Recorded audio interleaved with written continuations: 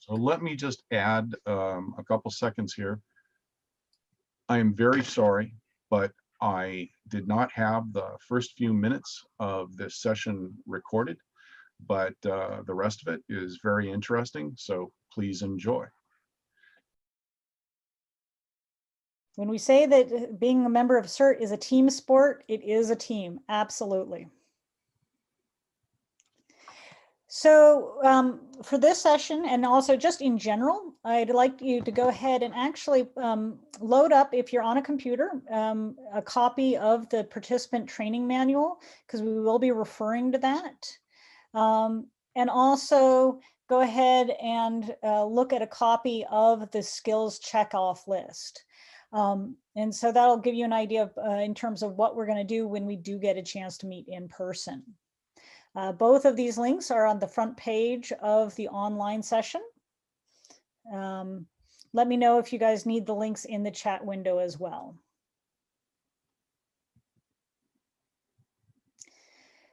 So actually, before we dive into Unit 6 and 7, does anyone have any questions about the class in general, about the online component, about just general thoughts that they want to discuss or share before we dive into fire safety and utilities?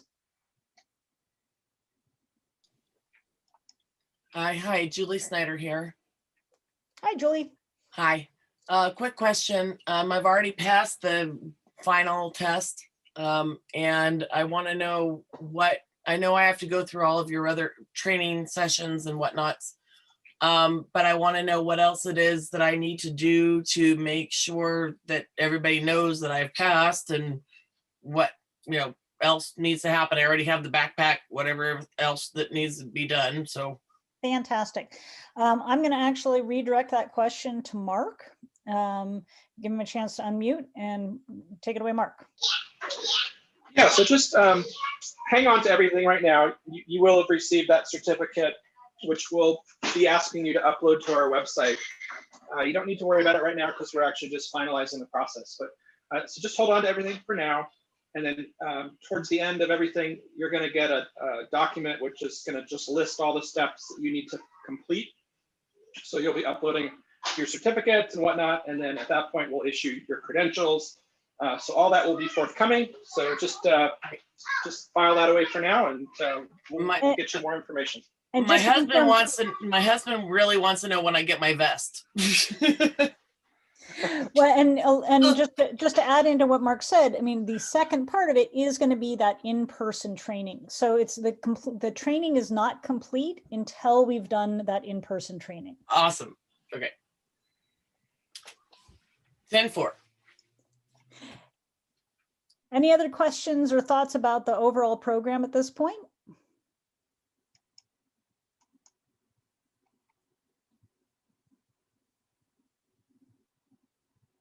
This is not your last chance, so definitely, as questions come up, definitely jot them down. I have a question about, I'm actually not registered in the course. Okay, we'll get you there.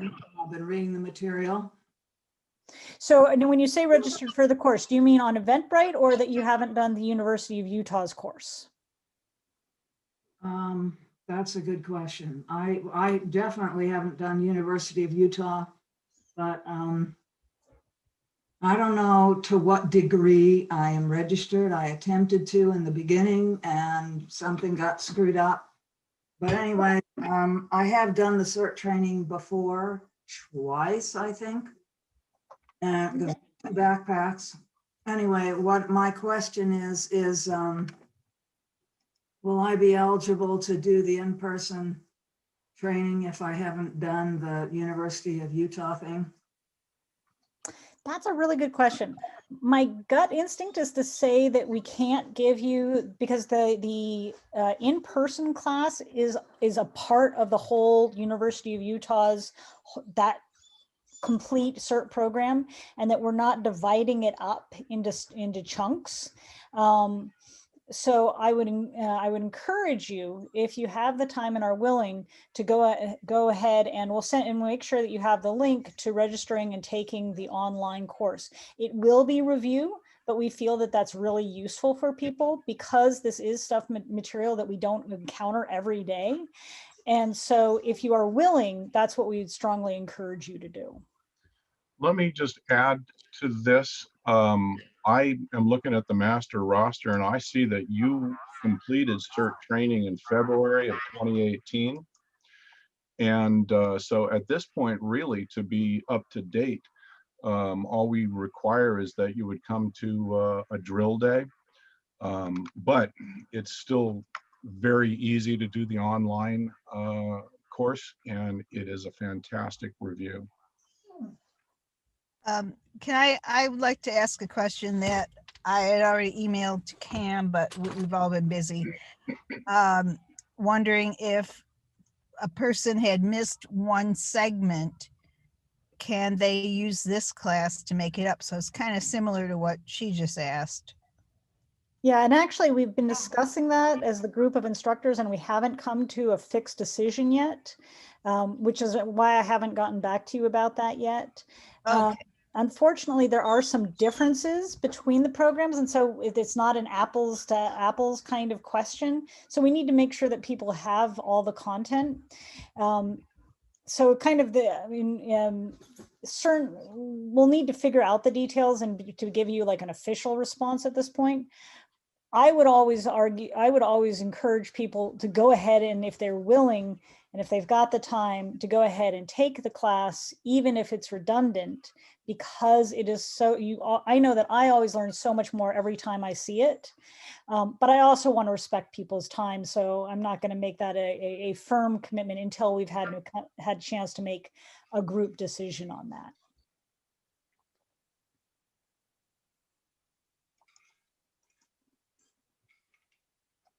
Any other questions about the program? Fantastic. So Unit 6 is about fire safety and utility. And fire definitely is one of the hazards that we face in the area. You've almost certainly seen before this idea of the fire triangle, that in order to put out a fire, you have to remove one of the things that it needs. You have to remove either the fuel, the oxygen, or the heat. Firefighters joke that it's actually a fire square and you have to remove a battalion commander, and that if you remove the battalion chief, then the fire will go out too. Rather than having me read every slide, what I'd like to do is just kind of, does anyone have any questions or concerns about this topic? And then we'll go on to the next one. And while you think about that, I'm going to let my dog out so that she doesn't destroy my door. Hang on. Go on, go. Okay. So not hearing any questions. So going more into the, how do you size up a situation? And it really goes back to those core ideas. Do I have what I need in order to be able to be safe and effective? It cannot be repeated often enough that we, in our desire to be helpful, obviously that's why we're here. That's why we're doing this. We want to be helpful. We have to make absolutely sure that we do not create more of a problem by becoming a victim ourselves. And so we have to think about, if there is a situation, do I have the right equipment? Are there other hazards? Is it structurally damaged in a way that is going to prevent me from escaping? And can we fight it effectively?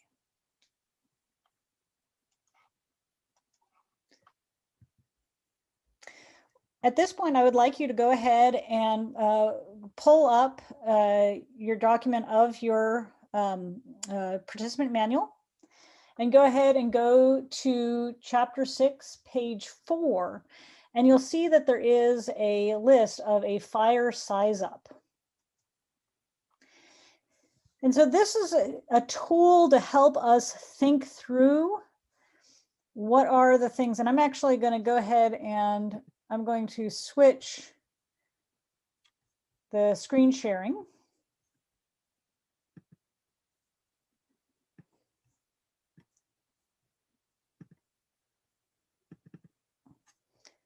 So this is the participant manual. So I'm going to go ahead and I'm going to jump to, let's see.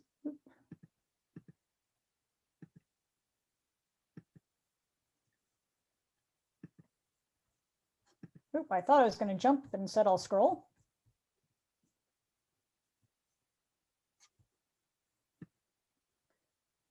So while I do this, if you could go ahead and pull up your own copy.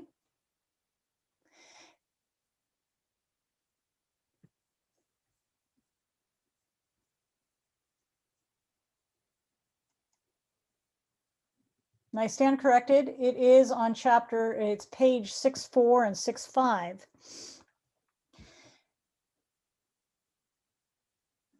And none of this is rocket science. I mean, clearly, this is something that we want to think about. Are there hazardous materials? Are there other hazards there? But we know that when there's a lot going on, our ability to remember all of these details might not be as strong as we want it to be. And that's one of the reasons why we use a field operations guide. And this is something that you may already have a copy of if you've taken a CERT class before. This is an older version of it here. The new ones that we've just ordered and will be handing out at the skills day look a little bit different. But in these, there is the exact same material. This is just in time information about, for example, hazardous materials.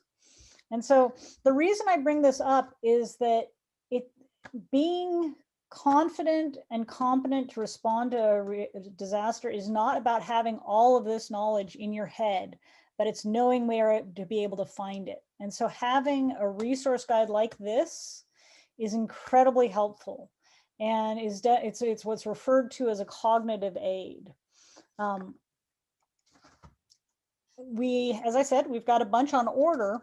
We also have found this is the copy that we're using now. It's put out by California volunteers. I'm going to put in the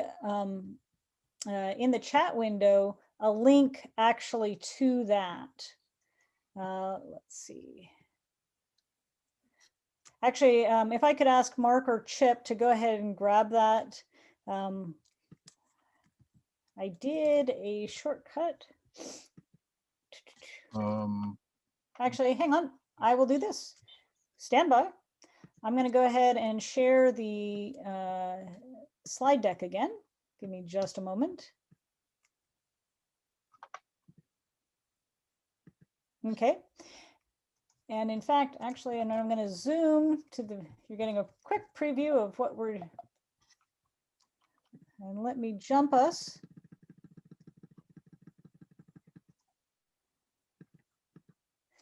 So that link right there, bit.ly/WPV-CERT.org.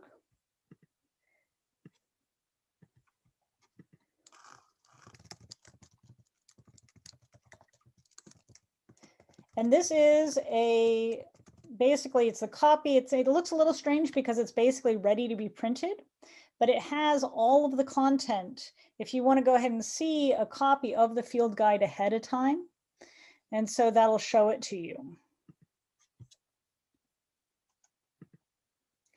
And that includes a page on the fire size up. Is there anything that people would like to add about fire size up, about fire chemistry, something that added from personal experience or knowledge?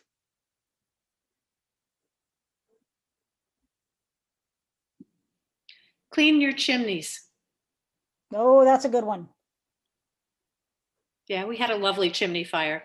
They fortunately were at the Mounted Patrol having a dinner. So they were here in 2 seconds, but $20,000 later, yeah, it's an expensive Ow. thing to avoid a chimney sweep. My goodness. You know, I would just add that as a CERT, if you're going to approach a fire to try to extinguish it, that A, you never do it alone. And B, before you go in, make sure that you can see 2 ways out, because you always want to make sure that if things get worse all of a sudden, you can get out quickly and stay safe. Keeping yourself safe is job 1. Here, here. Great point, Chip. Are we going to go through the buddy system and examples of, say, a video of 2 CERTs fighting a small fire? I hadn't planned on it. So a lot of that material in terms of the logistical details you will see are a part of the skills that we will be covering in the in-person day. There was some video, not about the specific 2-team version within the University of Utah class. But if there is a specific one that you are aware of, I encourage you to post that on the mailing list for this class as well. I'll see if I can find it. That'd be great. So in terms of details of fighting fires, something that you may be aware of is that there are different kinds of fire extinguishers, and that they are for different kinds of fires. As you saw in the class, one component of it is being aware of if something is an oil fire, that you absolutely don't want to be spreading the fire by spreading water on it. So you need to know. That said, there are quite a few fire extinguishers that are a combination that are ABC fire extinguishers. And correct me if I'm wrong, but I believe those are the most common. I just posted a link, by the way, to a great video. I was surprised I could find it, but it covers all that you were talking about, Carol.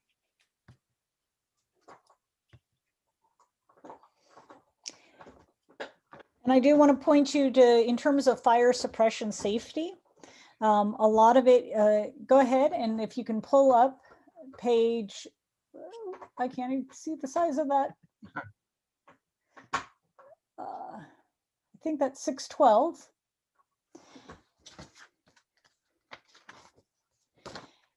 And a lot of that is the details of always working with a partner, having a buddy, and that ability to approach a fire. Actually, at this point, I want to have Chip address, there's an issue about fire extinguishers that many people, there's a myth about tapping them, and I want him to respond to the comment about that. Yeah, so when we, I guess 3 years ago now, we're giving this class, it came up that there was a question about, yeah, I've been told I should turn my extinguisher upside down and softly pound on it a little bit to make sure that it doesn't get compacted, that the powder doesn't get compacted.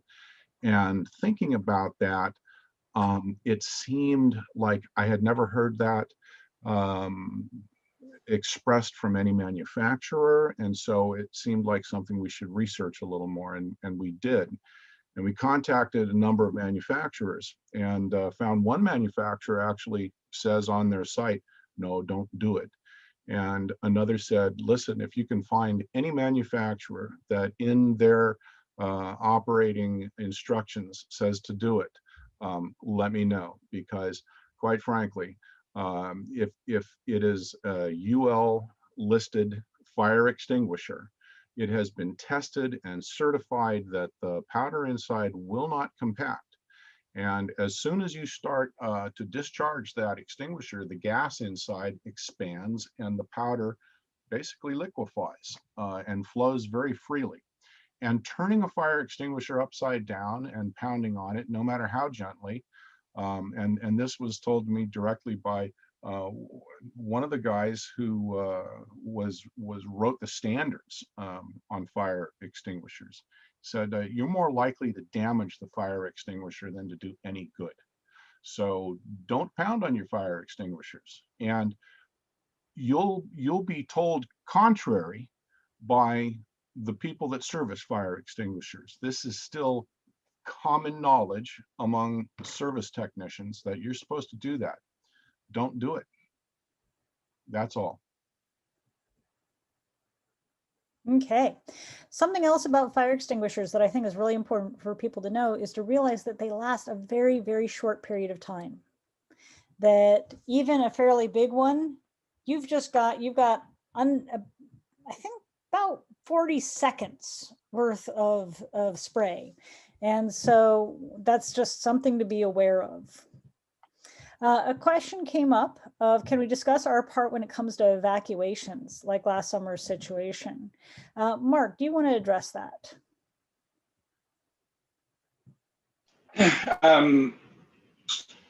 Evacuations, that is always a topic that comes up, but that's not something that we're going to cover here in our CERT class because it's not part of our curriculum. Of course, with evacuations, you're never going to be told exactly, or you should always know multiple ways out from your home. The sheriff's department, in coordination with the fire district, will communicate evacuation information to people, but that's very dynamic because they, of course, don't know exactly where the fire is coming, or where it's going, etc. beforehand. So, I think sorry, Mark. Go ahead, Cam. I was just going to say, and I think the important detail is that at this point in time, there is no official role for CERT in evacuations. That it's conceivable that that's something that could evolve in the future, but that's not part of our current training, nor is it part of our current scope.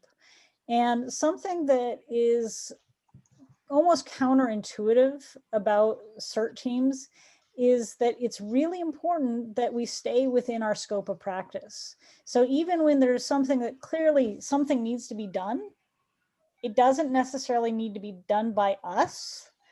And there's a natural tension there.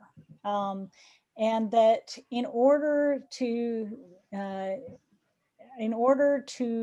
be able to be a reliable, almost predictable, for us to be part of the system, we have to be very mindful that we are not overstepping those bounds so that we can be a really reliable partner to the professional rescuers.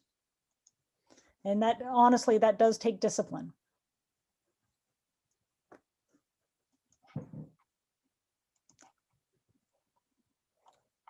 Yeah, Cam, there's the comment about the new zone haven system, which is the new Know Your Zone campaign. And the fire district, along with the sheriff's department, will be using these zones to notify people if they're in an evacuation notice or warning. So and more they're information. going to be broadcasting that, and they're going to be really presenting that and rolling it out. Some of you may have had some exposure to Zone Haven already with our past fires. To be honest, they were still in beta, but it's like they were needed, and so they stepped up to the plate. But the official rollout is actually happening in the very near future.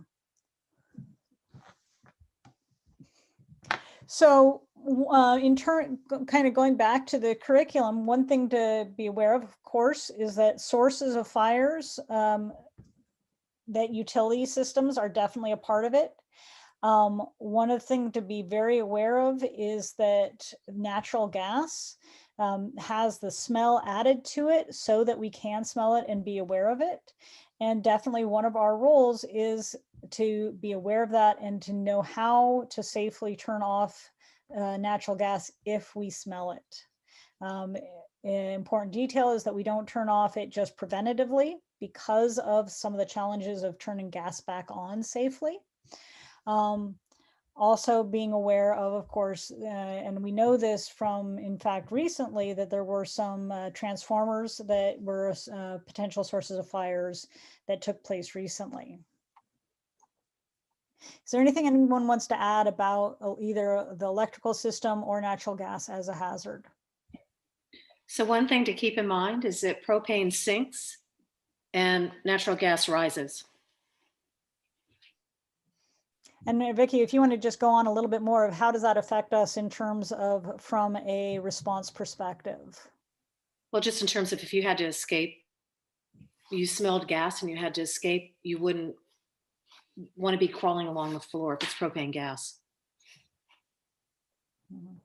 Yeah, And or just to add to that, so if you have a propane tank that is damaged or a pipe that's been damaged, and let's say that house is up above a low-lying area, well, propane will, as Vicky said, it's heavier than air, so it will flow down into that valley. So you could have a higher concentration of propane in these lower lying areas. So just be aware that that's a potential hazard. Whereas if it's a propane leak, you don't have that that happening because it's just going to rise. Natural gas leak. Right? Natural gas. Natural gas, that's what I meant. Yep. One thing to add as well is that a very common hazard after a disaster is people cooking inside, using a gas stove inside a house. And a very, very common, both as a risk of fire, but also as a source of carbon monoxide. So if you do not already have carbon monoxide detectors, I strongly encourage you to do so. Also, if you are like myself, someone who goes car camping, I actually encourage people to have a carbon monoxide sensor in the car or the RV with them as well.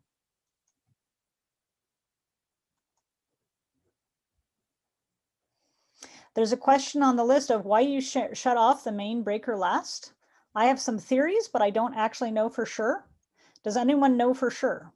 Yes, I can tell you. If you shut off the main breaker first, then you're cutting off current to everything that might have been drawing it at once. And that is, it's more of a disruption to the system.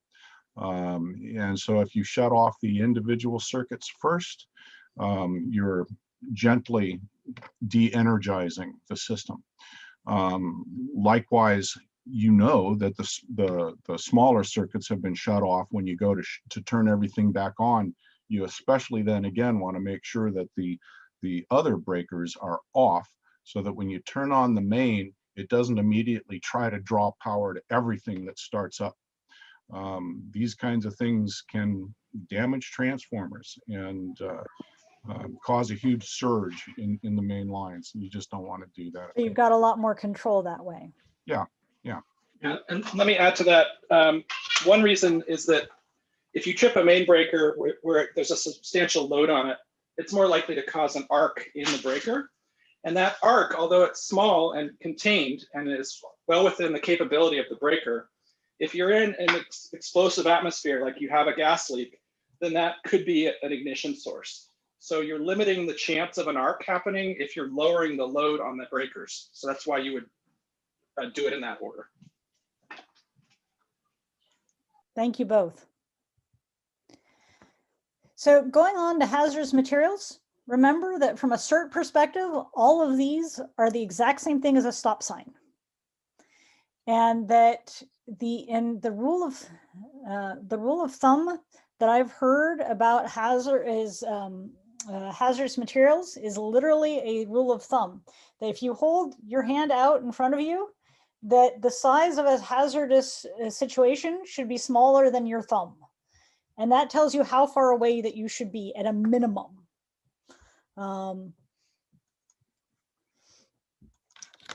There's a question that came up of what if you have solar? And that's a really good question in terms of safety. And I don't know. Does anyone here know what the best practice is in terms of solar systems?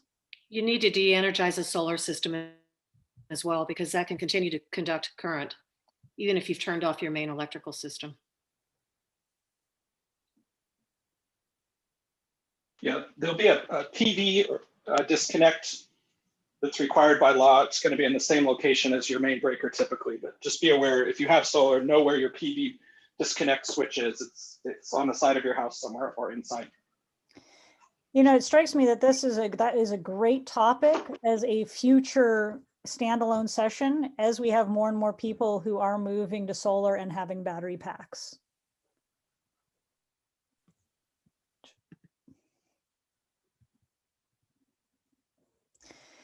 So any other questions about fire safety or utility in general? I'd like to just insert some more notes about the natural gas shutoffs. We have in Woodside a matching fund to install natural gas automatic shutoff valves, earthquake triggered automatic shutoff valves. And in fact, that matching fund is good for clearing your property, for doing all sorts of taking down trees and so forth, and clearing underbrush, and also for hardening your home, for putting in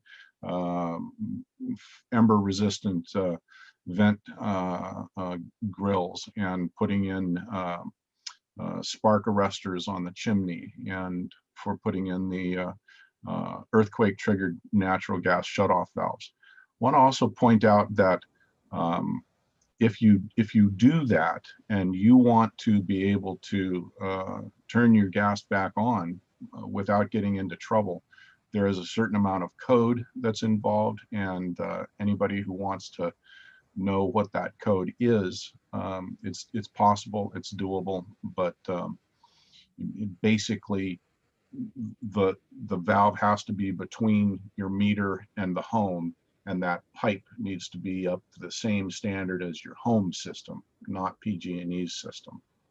Then you own that pipe and you can turn that back on. If you have any suspicion that there might be a leak, I'd still let PG&E do it, because they know how to do that safely. Fantastic, thank That's you. great, Chip, but we should mention that there's a cap on how much they give you on the matching fund There is per year. $3,000 per year. So if you spend $6,000 on those things, they will pay for $3,000 of that per Thank year, max. If you could find a link to that, that would be great, and send it out. I will. So the other thing about the emergency shutoff valves, at the time we did ours, there are very few places that will do it, number one. But number two, our insurance company, which is not a generous insurance company by any stretch, gave us like a 5% reduction on our homeowners insurance for installing it. Nice. Yeah, and it was only, I think it was like $750 to install.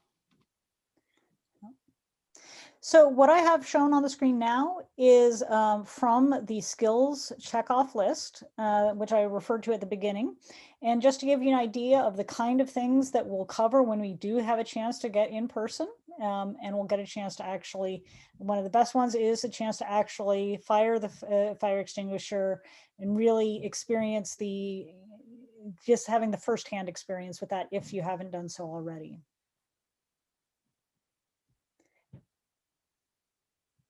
Question someone has is the earthquake valve benefit extended to propane systems too, or just with the natural gas service? I don't know. Does anyone have a quick answer to that before we go on to Unit 7? I have not heard that question tested in reality. However, I would imagine that the fire department would be happy to write that recommendation. And if the fire department writes that recommendation, then the town will pay for it. I'm looking here at the page where the town describes the fund, and a propane shutoff would certainly seem to fit within their description. Okay, fantastic. Thank you. Okay, so at this point, it's 6:40.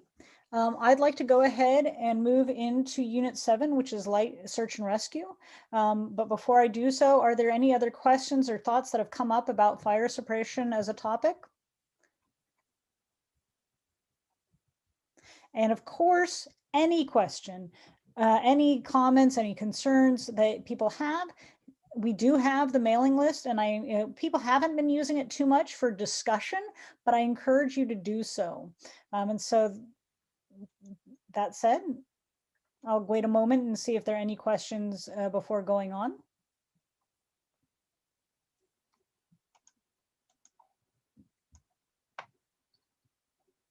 Okay, hearing none. Unit 7 is getting into doing the light search and rescue. And as we have said before, our safety is number one.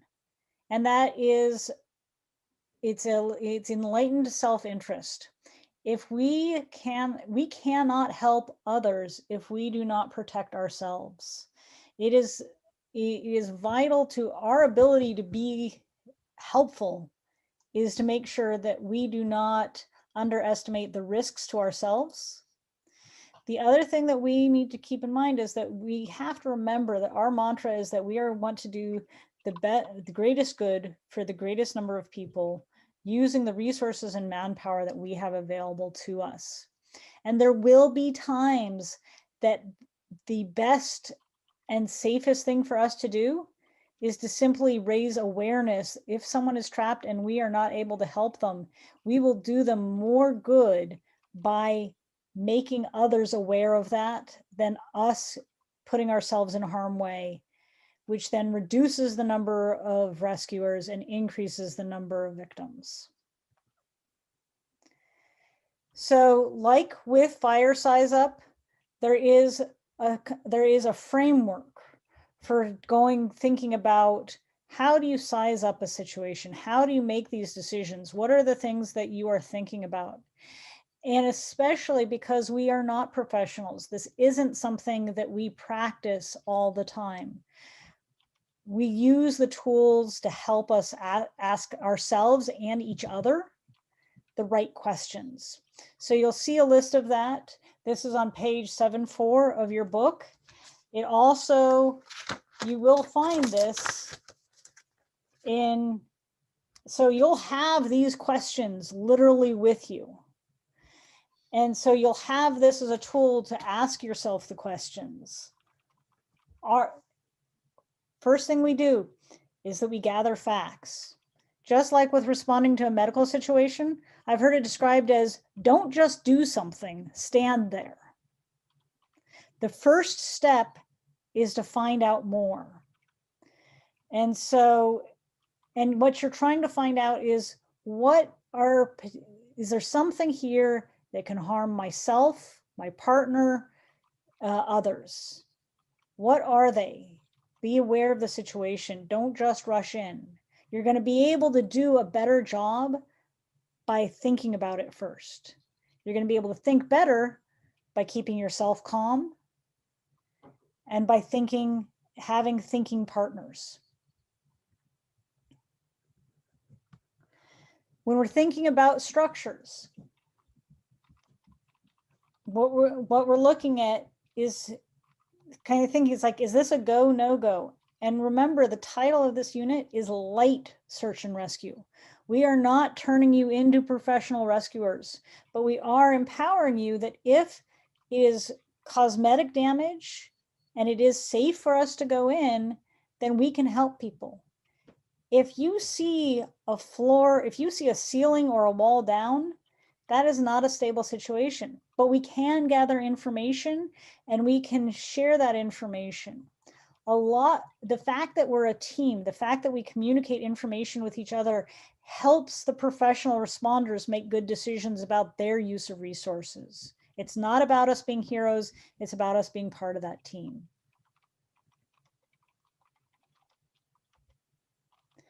I love the question of what else could go wrong? Ask yourself those questions, ask each other those questions, not from a fear factor, but from a let's think this through. What can we do to make it safer? How stable is this situation? And what resources do we have?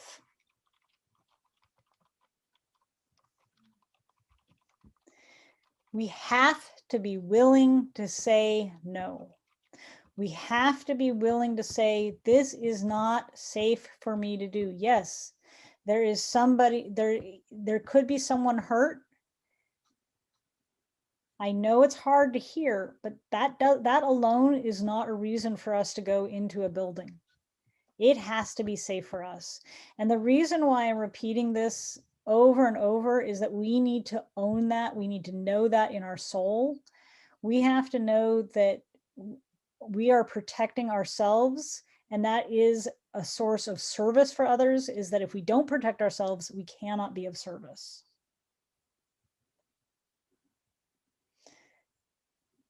So then with that information, we make a plan, we determine the best use of resources, we put the plan into effect, and then we do continual assessment of that plan. And this is a continual process. Again, this is all stuff that we read. It's like, of course, this makes sense. Of course, well, of course we would do this. But in the moment, there's a lot going on. It's a lot harder to think. And that's where having the cognitive aids and a lot of the training is becoming familiar with these ahead of time so that we know that they're there when we need them. It's not about us learning this for the first time when we need them. It's being able to have that tool to refer to it. So there is a scenario in there. Looking at the time, I'm not going to go into that. So I'm just going to now, is there any questions about doing a size up for a go, no go on a CERT response?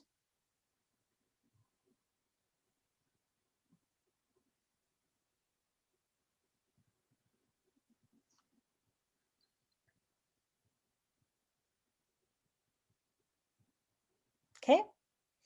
That being the case, I'm going to continue on, but at any point if questions come up, I really do want this to be open, and so really meeting your needs. This is all a resource for you. When we do searches, one of the things that we're going to do to assist that search, one is by, if there are people who know the building, get information ahead of time. Find out what we might expect. Take it with a grain of salt. But, and now if we're in our, and this is also the reason why in our immediate neighborhoods, it's better, it's so powerful for us to know our neighbors and have an idea of who to expect there, who we might be looking for. You saw in the course some description of, in a building, the idea of structural voids and individual voids. And from all our training, we know that when the event of an earthquake, that it's duck, cover, and hold on. Get underneath a solid object, hold on to the leg of that desk so that if it moves, you move with it. I know that when I was a kid, they actually just said it was duck and cover. They've added now to it, if you haven't been in school in a long, long time, it's now duck, cover, and hold on. And it's that grab the leg so that you're curled up underneath. And be aware that getting down low, below the level of other solid objects, even if it's not something that you can get all the way under, that's still protective. Just as another aside, when I was a kid, they always talked about go to a doorway. That's no longer recommended. And a lot of that is because in a doorway, imagine that you're bracing yourself in the doorway. Those fingers are going to be very vulnerable. The doors opening and shutting. Also, getting down low is going to be protecting you a lot more. Let me add too that there was a lot of advice given about the triangle of life, and if you get down next to a wall in the corner and so forth, that things will collapse and you'll be in a triangle void and so forth. And all of these other things, the doorways, the triangle of life, basically they did a statistical study and looked at who survived various incidents and earthquakes. And the people who got underneath something, even just a chair or a small desk, and covered their heads and held on, were the ones that had a much better outcome. And again, the reason you hold on is that the world is going back and forth. And if you don't hold on, that desk you're underneath might be a couple of feet over there when something falls from the ceiling. So hold on. Yep. So Kim, I have a question. It's Vic on that. So if you get you're sleeping in a bed and you get a chance to get under a bed, I've always worried about getting trapped under a bed with a large mattress. Is that considered, Chip, to be a reasonable place to go to get under if there's not a table nearby and so forth? Or is that a place to be avoided? I would look at the bed and consider how sturdy it is and think about if something falls on it, is the bed just going to collapse on you? A lot of bed stands are not made to take much. I bought a bed stand that intentionally is made with hardwood and well reinforced so that, yeah, I could get under it if I needed to, for just that purpose. Okay. And they're finding that, you know, really just even a chair, anything that you can get under will take that impact of something initially falling. And that's what you're really worried about, is that it disperses the energy of that initial impact of something falling rather than dispersing it into your skull. Right. Lynn, do you have a question or a comment? Yeah, yes, I do. Thank you. I've heard that one should put a pillow over their head if it happens when we're in bed. I mean, is that true? Yeah, sure. I mean, that's good advice. If you cannot shelter in any other way, yeah, certainly that will keep anything that falls on your head from delivering that impact directly into your bones. So, yeah. Right. I'm not speaking from any professional knowledge. My instinct would be to get down to the ground. But that's conjecture, not statistical knowledge. I do want to share a mental image though, and I wish I had pulled up the real picture itself, but a stunning photograph that I saw from the 1984 earthquake in Mexico City is a room that has a bunch of those chairs that are just the kids' chairs with a little piece of wood in front of it, rinky-dink chairs. But it was floor, rinky-dink chairs, ceiling, rinky-dink chairs, ceiling. The building had pancaked, but even these rinky-dink chairs, a whole group of them were holding up the ceiling. It really, to me, reinforced the importance of getting down low, even though those weren't big, heavy desks.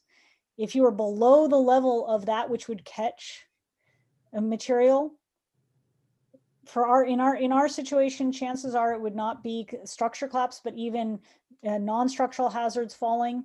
That getting low is so valuable. Yeah. Yeah.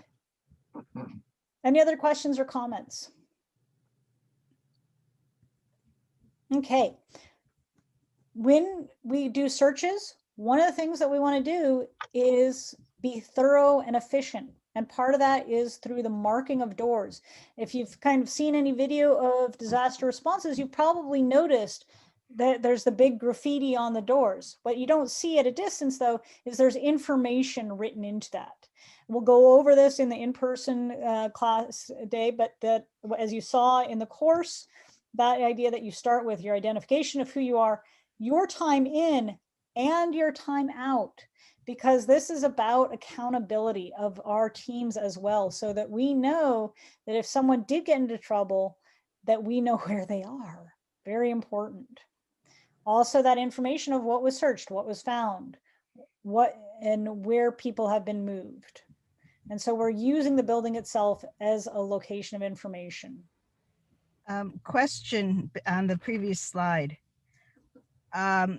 Is CERT 23, where do you get that ID number? Is it your division or is it from your actual ID? You know, I don't think we have that level of really worked out at this point. Well, whoever is the team leader will make team designations of some kind for purposes of documentation. That will probably be done at the time of the event, rather than being done ahead of time, because we don't know who's going to be there. So Carol, for this particular example, you know, move to CERT 23 medical. In that case, it's going to be our branch staging locations or our branch medical operations. So in your case, if you establish a Skyline medical treatment area, then that would be where you would be moving victims. So it's all dynamic, but in this case, it would be most likely the branch. Okay.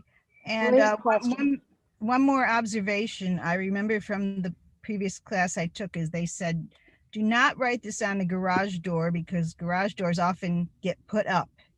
Right? Yeah, that's a really good point. Having it yeah. on, just having it on a wall, actually just not having it on a door in general, but having it on a wall. No, people can be very hesitant about marking up a wall and so forth. Don't hesitate, just mark the wall. The wall can be repainted. Here, here. So if somebody lives at the bottom of a long driveway and the house is not visible from the street, does it make sense to do the markings on their mailbox, which usually is on the street? Or both. Yeah, my instinct would be to do both, but that's a really good question. And it's something that probably we should think about because of the nature of our locations of what is our standard, because you want it to be somewhere that people will look. And my instinct, I mean, it should be on the house because then if someone else comes by, it should be there. But I could very easily see value in it being duplicated. Yeah, but the problem with duplicating it is they probably won't be kept in sync. So that'll lead to inaccuracies. It's a good question. I don't have a specific recommendation, but I think that is something that as a team and as an organization that we should consider and discuss. So I'm just noticed the time. And so I just, pretty much everything else about chapter 7, the idea of being very systematic. Remember, this is all about us being safe and about being efficient. And when we do searches, one of the strategies is basically always keep the right, like if you're doing a right side search, that you always are keeping on the wall on your right shoulder. It is a way of being thorough and effective. These are things that we will go through in the in-person class. Same thing in terms of the leveraging and cribbing, which you saw some excellent videos to. We'll get a chance to do that in person, talking about actual extrication techniques, the carries, things like that. There are some definite ways of making it more effective, easier to do. And those are things that we'll definitely be covering when we're in person. In fact, actually this long list these are all of the things for chapter 7, the light search and rescue, which really is in many ways our bread and butter. This is what we're going to be doing a lot of, and a lot of it is hands-on skills. So you can get a peek ahead of these are the things that we're going to be doing when we're in person. And as I mentioned before, we do have the field operating guide. The next meeting is going to be in 2 weeks because of Martin Luther King Day. And at that point, we'll talk about Unit 8, which is terrorism and hazardous material safety. I would also encourage you guys to think ahead in terms of are there topics within this course, this very large course, that you would like us to focus on as a special edition? Because I would like to keep the discussion going as much as you guys are interested and willing until we do get a chance to have that in-person class. The pandemic being what it is, we don't know when that's going to be.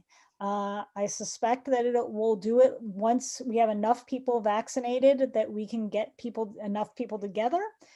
I wouldn't be surprised if it's not. I don't expect it to happen in February, but maybe it'll happen in April. But I'm certainly interested in keeping the conversation going if that is of value to you. And so please think about how might it be of value to you? What is of use to you in terms of learning more or being better organized as an individual and as a team?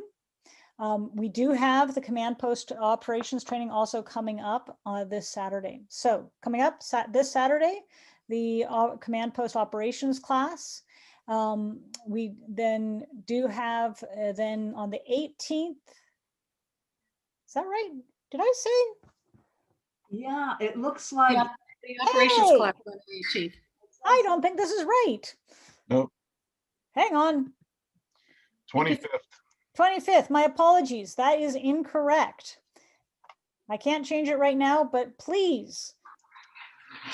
It is not on January 18th. That is incorrect. That is old and someone pointed out to me that, so it is actually the week after that. So January 16th, the Saturday, command post operations, January 25th, unit 8, and open up the conversation about further topics that will be of interest.